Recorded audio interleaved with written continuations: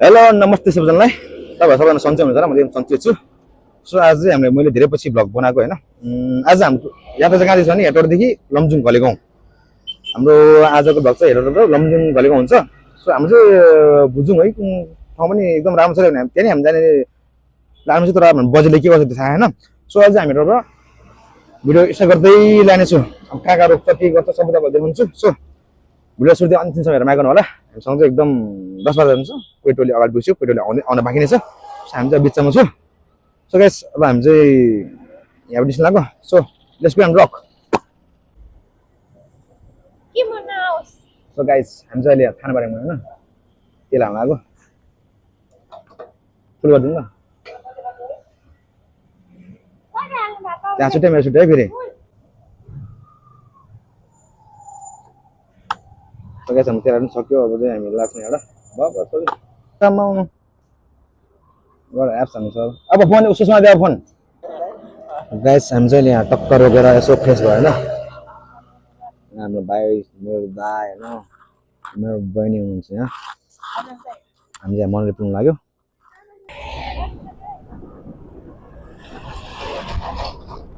Guys हामी चाहिँ हिँडेको भाइ सर मन्दिर आइपुग्यो। अनि यहाँ टोरी हुनुहुन्छ।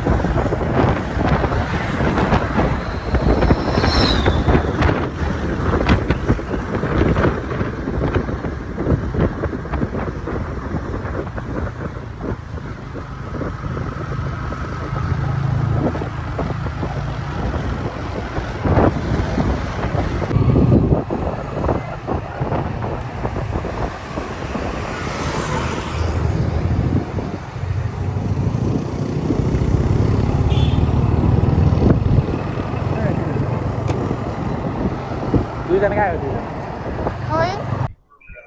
मलाई देखाउनु न यार। अल्लाह देखाउ न गाइस। मैले चाहिँ यहाँ माछा खाना अर्डर गरेको छैन किनभने यो मुलिङमा चाहिँ अलिकति फेमस रहेछ क्या माछा। तल खोलाको साइड। अनि हामी चाहिँ अहिले पुरानो मर्स्याङदेखि खाना गरेर एकदम चलेको भाइरल होइन मुलिङमा त्यहाँ छु। अब यहाँ है टोलीहरू टन्नै हुनुहुन्छ होइन 10-15 हुन्छ हामी। अब टक्क खाने हो तर बिल चाहिँ अर्को नाम हालिदिने हो किनभने अब हामी त अलिकति पैसा नदिने खाना हुन्छ होइन। त्यही भएर अब टक्क अब खाना चल खाना देखाउँछ नि त्यसो किन खाना त्यसो जान्छु भान्जा बाहिर ल खै हिरो देखाएको छ भान्जा यार। साउनी हुनुहुन्छ हामीले यहाँ।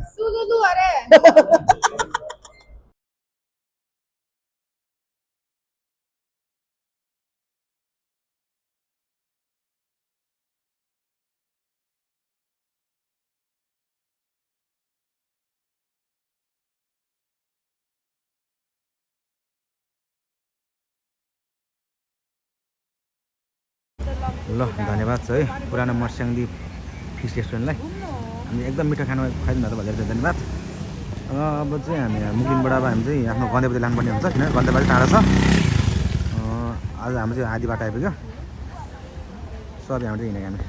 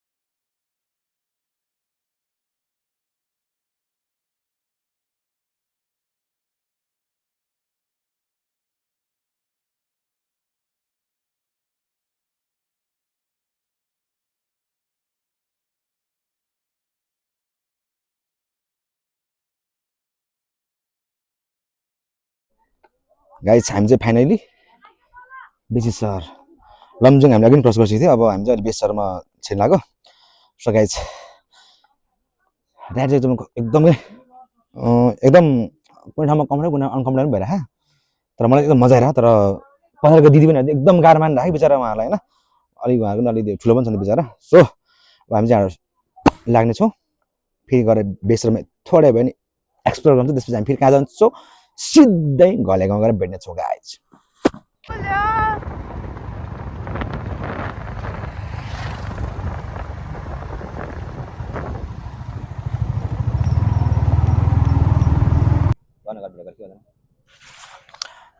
गाइस यो चाहिँ हाम्रो घलेगन्जन बाटो है हामी चाहिँ घलेगन्जन बाटो यति ठाउँमा बिर्सियो भने यति बिर्सियो होइन कसम पागलै भयो त्यहाँ सोध्दा तपाईँहरूले मेरो पछाडि दिनुभएको छ त्यो चाहिँ हामीले बेसरलाई छोडेर आइसक्यो होइन अघि चाहिँ हामी बेसरमा यसरी रोल घुम्यौँ कि अब यता सोध्यौँ पनि हेर्छ नि के भयो नि होइन बल्ल बल्ल एउटा बहिनीलाई सोध्यो बहिनी जस्ट राइट हाम्रो चाहिँ एकदम करेक्ट हामीलाई बाटो भनिदिनु भयो होइन एकदम उहाँलाई धेरै धन्यवाद अब मेरो फेस कस्तो मलाई थाहा त्यो थाहा होइन जस्ट मलाई ठाउँ चाहिँ पिस लाग्यो अझै माथि अझै 1-1.5 लाग्छ हामीलाई अब हामी फेरि हामी चाहिँ फेरि अब निरन्तर हामी आफ्नो जर्नी सुरु गर्छौँ सो तपाईँलाई हामी एकैचोटि माथि गएर सायद डाँडामै भेट्छौँ होला एकचोटि अब बाटोमा अलिकति के रमाइलो चिजहरू भेट्यो भने देखाउनेछु नभए तपाईँ एकदिन घलेगाउँको ढोकाम गरेर देखाउँछु तपाईँलाई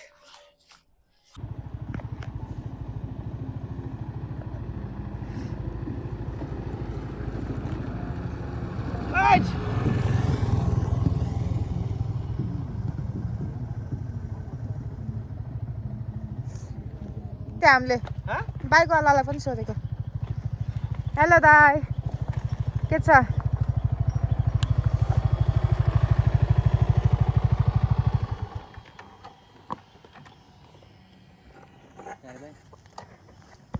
हेट महाका बाटो त हेर्नु त्यहाँ बाटो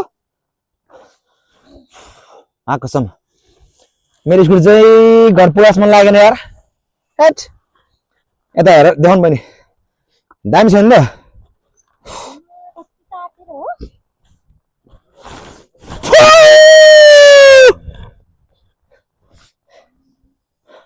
बढी डाँडा माथि बाटो के हो यो झाक्ने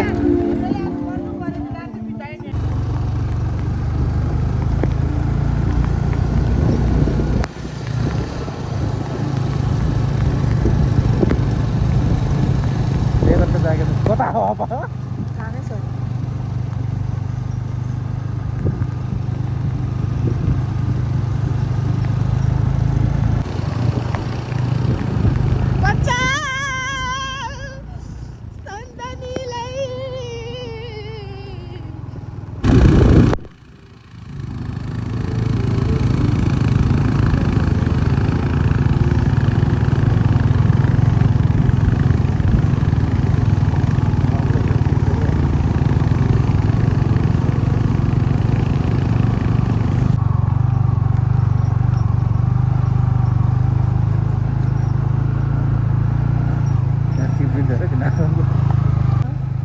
फोन गरेर जाने नि पर्यटन व्यवस्थापन समिति वेलकम टु घलेगाउँ ओए माकुरे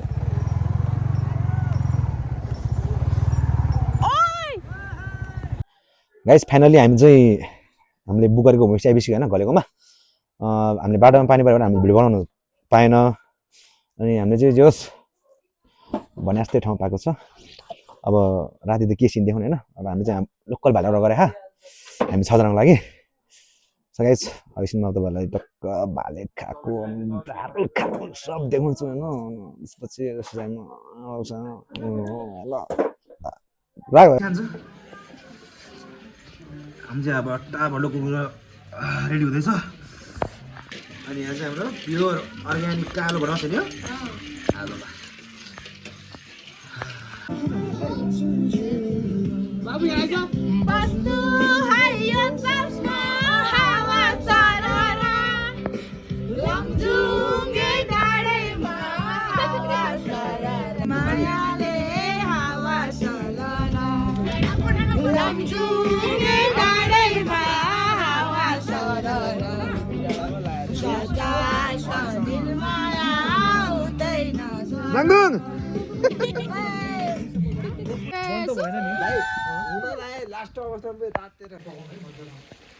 हामी चाहिँ लगभग रेडी हुन थाल्छ अब चाहिँ अब गीत आउँदा के दाइ गीत आउँदा के अब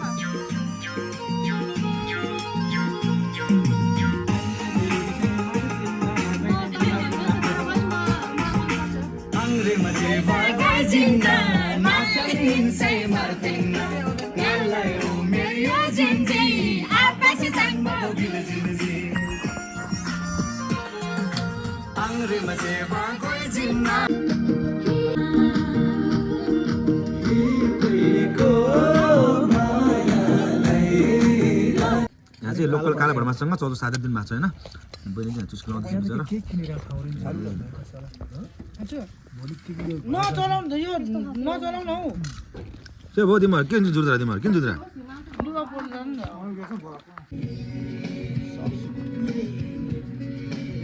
आगो बत्तल ल्याउने यो ठाउँमा कहिले जाने बेला त कसरी आइपुग्यो आइपुग्यो थाहा छैन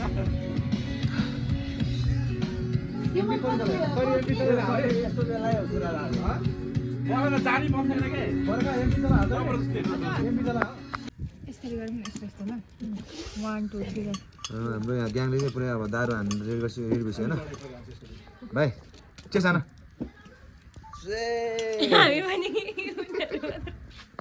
ल हाम्रो चाहिँ मासु दाएँ बार रेडी भइसकेको छैन अब चाहिँ खाना बस्नु हामी चाहिँ होइन लोकल खुट्टा ल